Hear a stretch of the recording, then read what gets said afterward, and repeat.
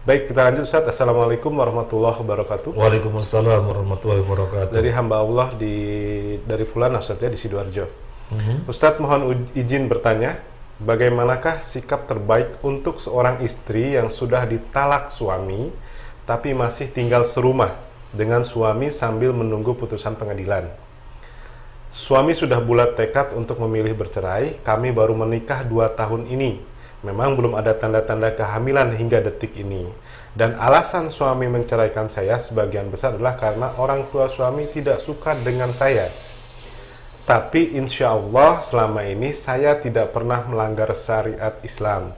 Sudah berkali-kali saya mohon maaf kepada beliau, tapi entah mengapa beliau tidak mau memberikan maaf pada saya dan menyuruh suami untuk menceraikan saya.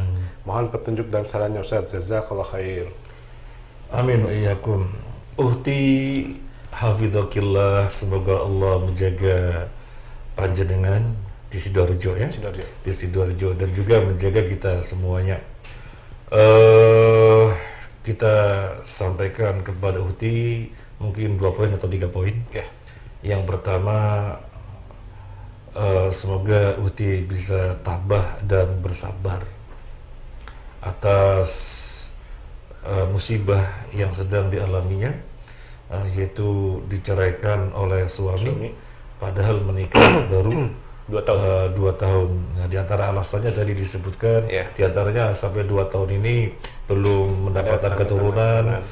Kemudian ada pihak dari mertua gitu ya, yang memerintahkan suami untuk menceraikannya. Akhirnya terjadilah sebagaimana yang sudah terjadi, diceraikan. Maka jawabannya adalah yang pertama, bersabar dan kuatkanlah kesabaran. Kita sadar betul bahwasanya dunia ini adalah ujian. Cuma memang antara orang yang satu dengan orang yang lain ujiannya berbeda-beda. Ya. Ada orang yang diuji dengan masalah harta, ada orang yang diuji dengan masalah kesehatan, ada orang yang diuji dengan masalah fisik. Ya. Dalam hal ini Uhti diuji dengan masalah rumah tangga gitu. Maka bersabar, dan dengan bersabar ini pahalanya sangat besar. Saya sudah cantumkan beberapa hadis, saya bacakan. Yang pertama hadis Aisyah radhiyallahu anha, istri Nabi sallallahu alaihi wasallam, dia mengatakan, qala Rasulullah sallallahu alaihi wasallam, ma min musibatin tusibul muslima illa kaffarallahu biha anhu hatta syaukah yushakuha. Sahihul Bukhari. Rasulullah SAW bersabda, tidaklah suatu musibah menimpa atau mengenai seorang muslim kecuali hal tersebut akan menggugurkan kesalahannya, akan menggugurkan dosa-dosanya, meskipun musibahnya sekedar berupa duri yang menusuk. Musibahnya apa? Tertusuk duri. Artinya kan perkara yang sepele, tetapi dia bisa sabar, itu akan menggugurkan dosa. Apalagi masalah rumah tangga, tidak seringan tertusuk duri. Tentu keutamanya lebih tinggi lagi di dalam masalah penghapusan dosa, di dalam masalah mengangkat derajat. Kita bacakan hadis yang lainnya. Jadi memang orang yang sedang kena musibah itu seharusnya memang sangat pas ya, sangat pas ketika dibacakan Al-Quran, dibacakan hadis. Kita bacakan hadis yang lainnya, semoga bisa menghibur. Hadisnya dari Abu Hurairah radhiyallahu an, dan juga dari Abi Sa'id Al-Khudri, bahwasanya Nabi sallallahu alaihi wasallam bersabda, ma yusibul mar'al muslima min nasabin wala wasabin wala hammin wala hazanin wala ghammin wala adha hatta asyaukah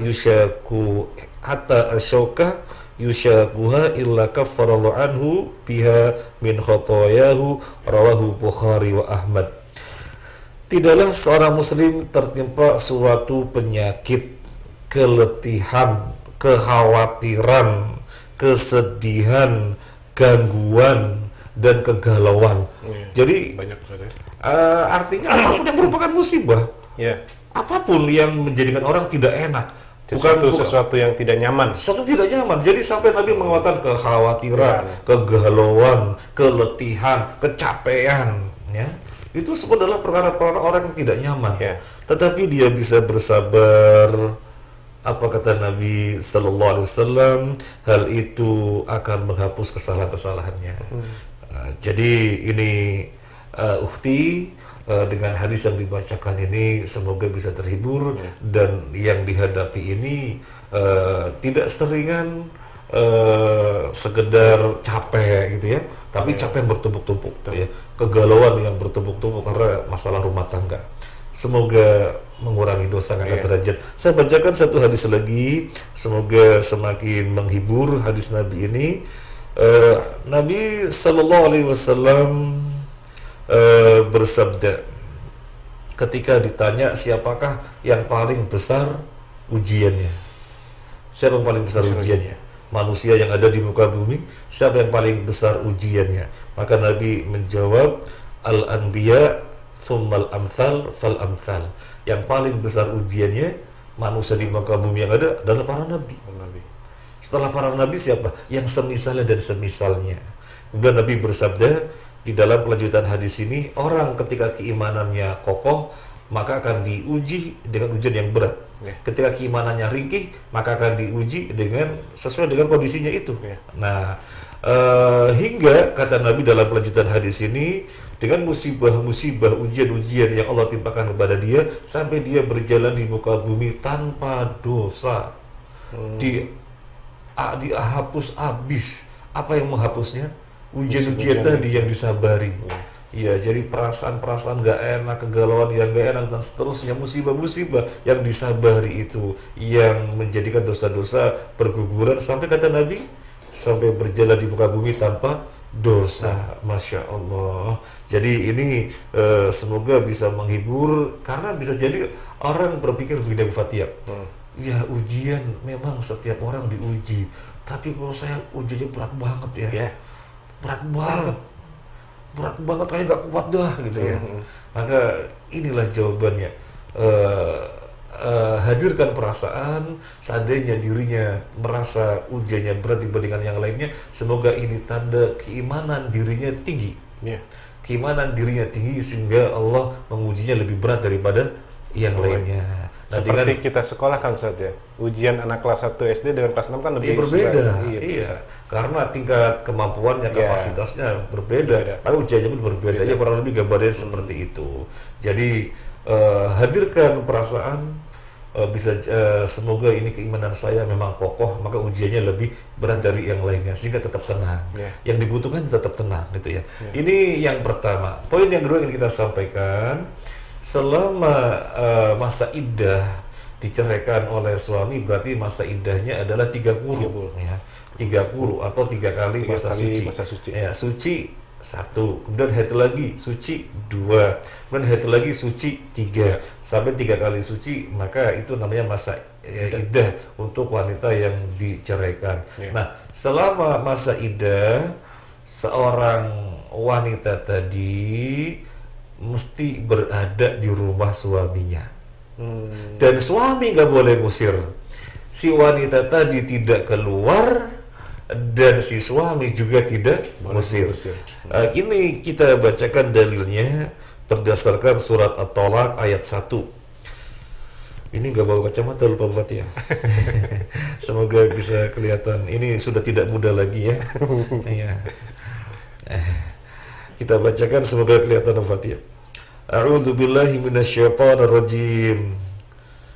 Ya ayyuhan nabiyyu idza talaqtumun nisaa fatalliquhunna li'iddatihinna wa ahsul 'iddah.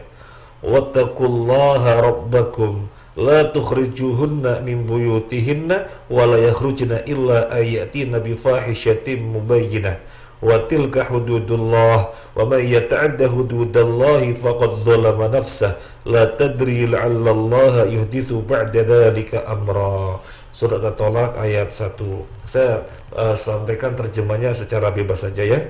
Wahai Nabi, jika kamu menceraikan istri, maka ceraikanlah untuk masa iddahnya.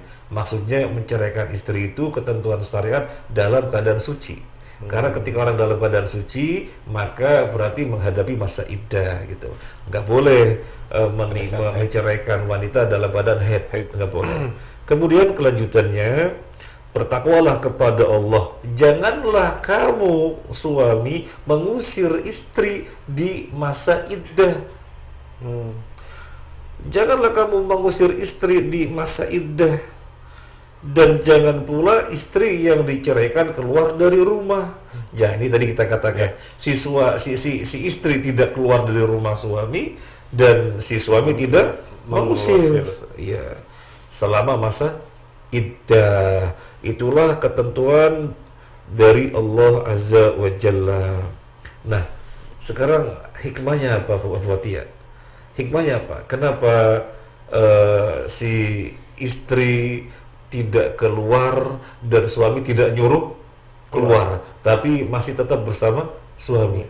Ini menunjukkan di dalam masa iddah, yaitu selama 3 kali suci.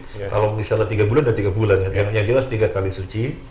Ini mantan suami tadi masih berkewajiban menafkahi semestinya, masih berkewajiban menafkahi semestinya. Maka tidak boleh usir. Kalau usir berarti dia melalaikan kewajibannya. Nah, demikian pula dia tidak boleh pergi. Kenapa dia tidak boleh pergi? Karena kalau dia pergi berarti menutup kewajiban suami untuk menunaikan tugas kewajibannya, di mana dalam masa iddah dia harus menafkahi. Nah, ini harus diketahui. Kita tekankan poin ini karena sebagian pada kaum muslimin yang terjadi nggak demikian. Cerai, sono pulang, disuruh pergi.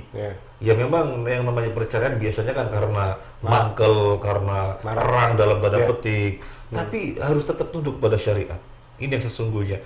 Dibiarkan di rumahnya karena itu ketentuan syariat. Diberi nafkah dengan semestinya.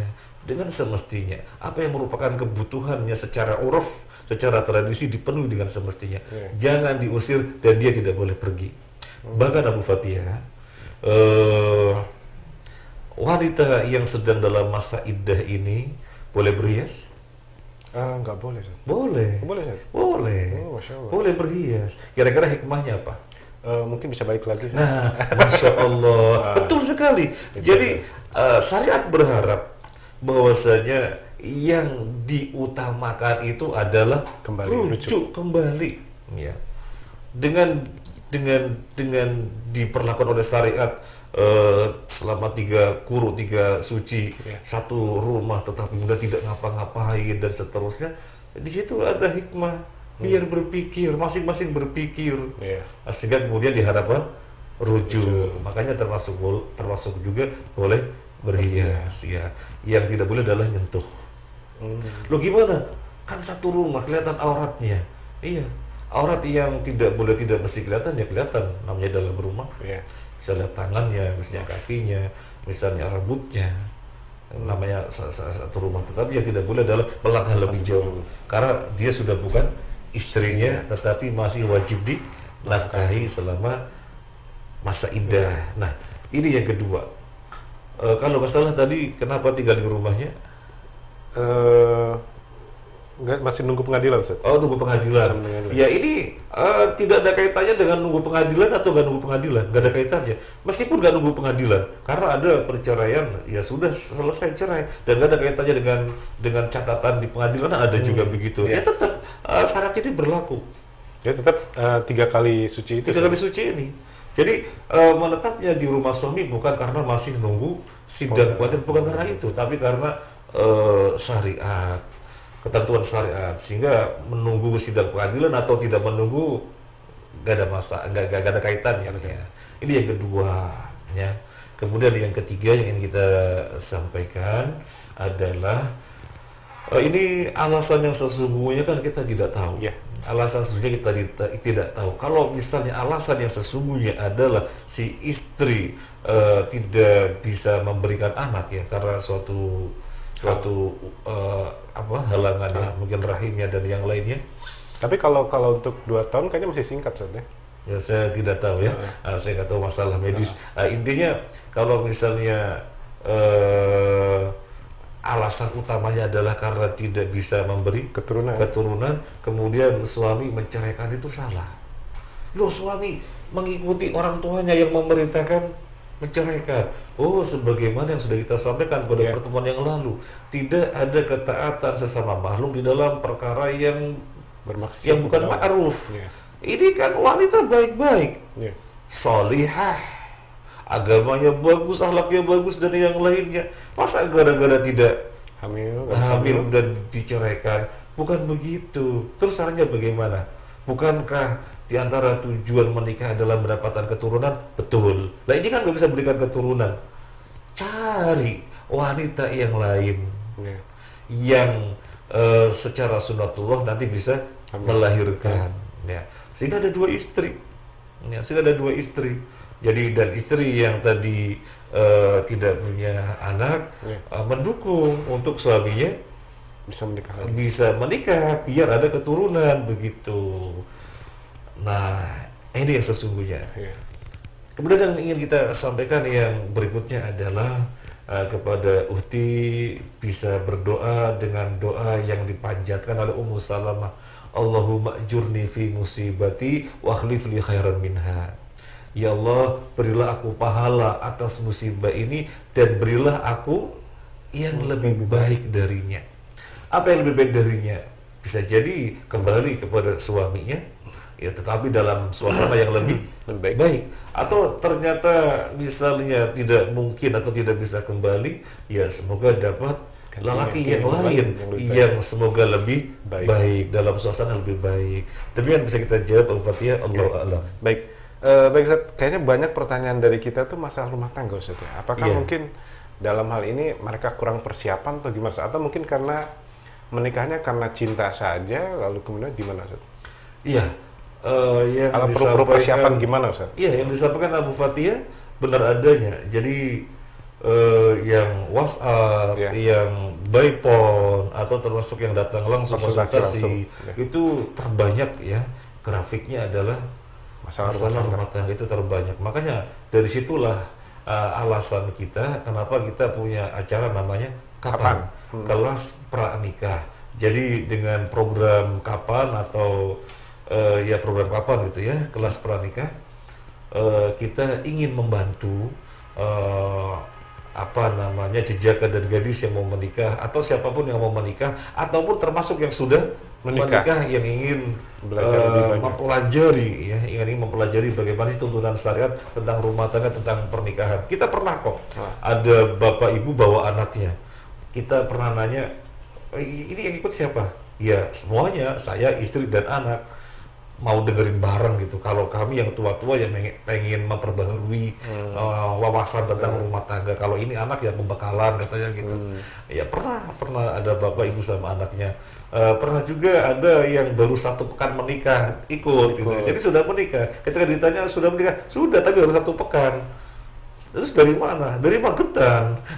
Dari Magetan datang ke Surabaya untuk ikut itu. Kata dia kesannya enak ikut bareng begini, nggak usah jelasin, sama-sama dengerin gitu Pak ya. Semoga nanti kalau sudah pandemi berlalu ini kita buka kembali Kapan? Kelas Pranikah, dan termasuk di situ juga kita bisa membantu yang ingin mencari pasangan. Karena kadang-kadang ada yang menyampaikan biodata, tolong dibantu, ada begitu juga. Baik, Ustaz. Jazakallah khair atas informasi Ustaz. Demikian Fulanah dari Sidoarjo, jawaban dari Ustaz Muhammad Yasin.